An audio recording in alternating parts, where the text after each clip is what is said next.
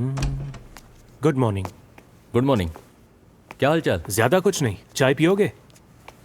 नहीं नहीं, जल्दी में हो। मैडम का रेडी नहीं हुई? हो रही है, अभी भी अंदर ही है, मेकअप के अंतिम पड़ाव पर है। ओह। शेतन का नाम लिया और क्या बात है, पड़ोसी की बीवी की तरह सुंदर दिख रही हो। Shut up. कल रात का खाना फ्रिज में रखा हुआ है, उसे गर्म करके खा लेना। और लौटने में देर हो जाएगी, मेरा शूट है। और अब किसकी बारी? बॉस्टन स्ट्रैंगलर कोबोरडांगा में सेट लगाया है। तुम्हारा क्या प्लान है? सर ने फोन किया था, आज रात तुमसे मिल रहा हूँ, देखते हैं।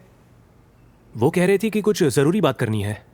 प्रबीर सर को हाय बोलना और रेन कोट ले लेना, कभी भी बारिश हो सकती है। याद रहा तो बिल्कुल लूंगा। Bye bye. चले। चलो। सूरज, देखो, उसके साथ ज्यादा फ्लर्ट मत करना यार। पागल नहीं हो, आखिरकार इंस्पेक्टर की गर्लफ्रेंड है। भाई, मुझे अपनी जिंदगी की चिंता है। साला हट। बाय। जाओ जाओ। यस, तुम हो? आओ आओ, समय के बड़े पाबंद हो गए हो तुम। तुम बैठो, मुझे 2 मिनट लगेंगे। जी। तुम्हारा अभी कोई पेमेंट बाकी है क्या? नहीं साहब, फरवरी महीने में सिर्फ 3 दिन ओवर टाइम। ओह ठीक है, मैं तुम्हें अभी देता हूँ, भविष्य का किसको पता। अच्छा, तुम आरे लिखते हो कि आरो? आरे सर। आरे।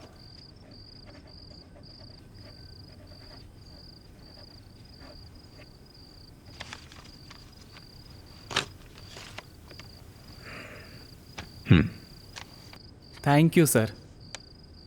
अच्छा, तो अब मैं चलूँ सर? हाँ।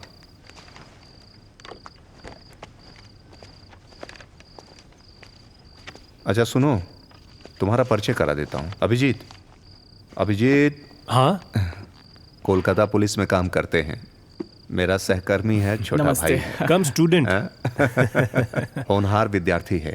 और ये हैं रविंद्रनाथ मैत्र, ये अपना प्रिंटिंग प्रेस चलाते हैं, एक छोटी पत्रिका पब्लिश करते हैं, साथ में कवि भी हैं। जब मुझे ज़रूरत होती है तो मुझे हेल्प भी करता है। सर, आप मुझे क्यों शर्मिंदा कर रहे हैं? मैं आपको बहुत समय से जानता हूँ, मुझसे जितना हो सका मैंने किया सर। पुलिस का साथ देना तो आप हाँ समझ हाँ, रहे वो ना सब सर। ठीक है, अब तुम जा सकते हो। जी।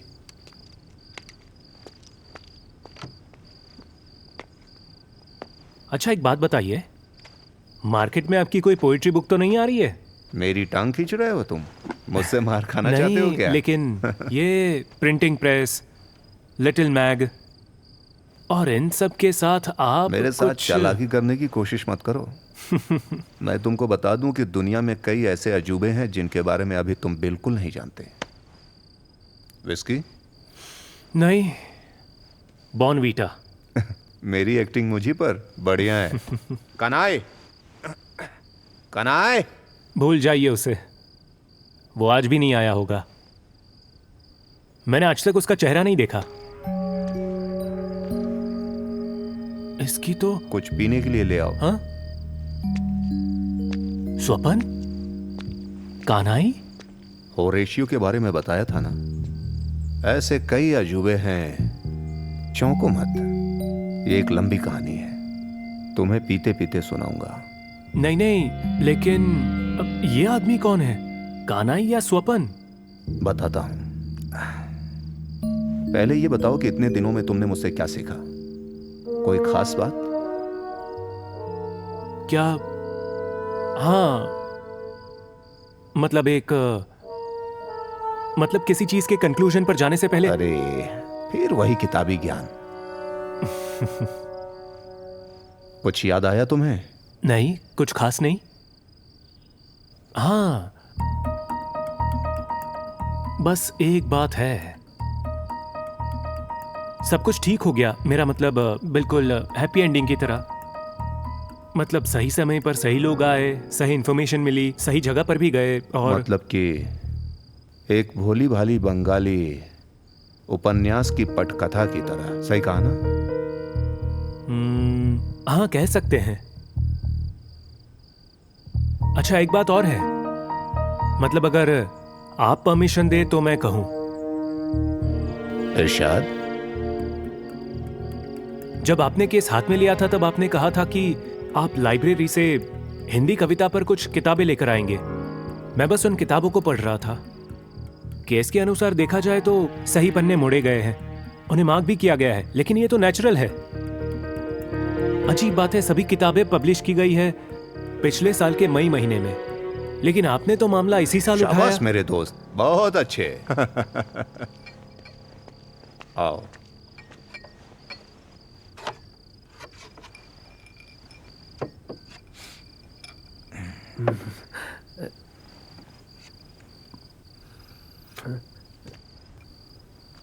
तुम जाओ। चीयर्स। चीयर्स। अब क्या आप? बहुत हो गई कविता, अब तुम कहानी सुनो।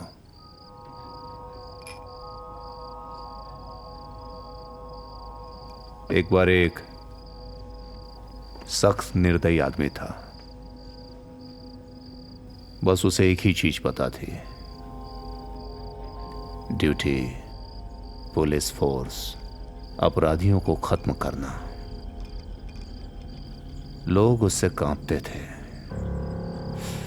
और जो उससे कांपते नहीं थे। आप ये बात बिल्कुल साफ साफ कह सकते हैं, क्योंकि मैं इस आदमी को अच्छे से जानता हूं। ये बात है। अच्छा ये बताओ, उसे किस चीज की स्मेल अच्छी लगती थी? स्मेल? उसे घंटा पहचानते हो? न बारिश में भीगी मिट्टी का, ना ही नई किताबों का, ना ही पेट्रोल का। उसे भाती थी जेल की दीवारों की गंध, अपराधियों की दुर्गंध, पेशाब घर से आने वाली गंध, फाइलों पे पड़ी धूल और पुलिस स्टेशन में कांस्टेबलों के पसीनों से आने वाली गंध।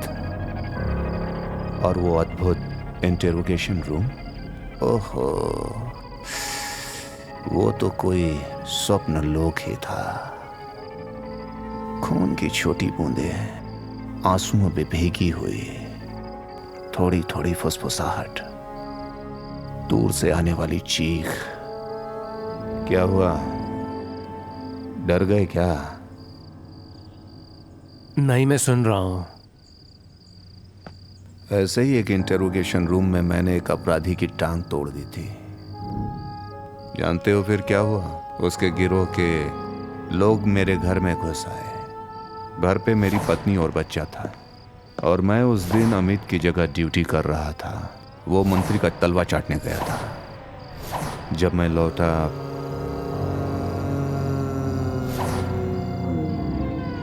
कुछ भी नहीं बचा।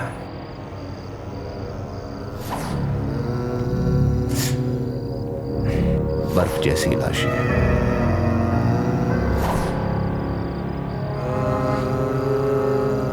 सॉरी, मुझे ये बात पता नहीं थी। कोई बात नहीं, सॉरी की क्या जरूरत। उस घटना ने मुझे तोड़ दिया, लेकिन करता भी क्या। हम पुलिस में हैं। अगर रोने बैठे तो शहर का क्या होगा?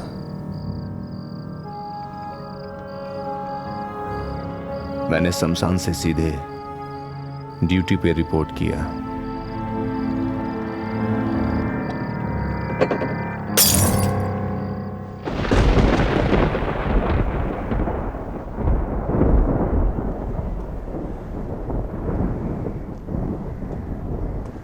Welcome, welcome back. दरअसल ये एक हिंसक कहानी है। एक दर्शक के रूप में आपकी प्रतिक्रिया मैं जानना चाहता था, इसलिए मैंने तुम्हें नशीला पदार्थ दिया। सिर दर्द कर रहा है? मसाज चाहिए क्या?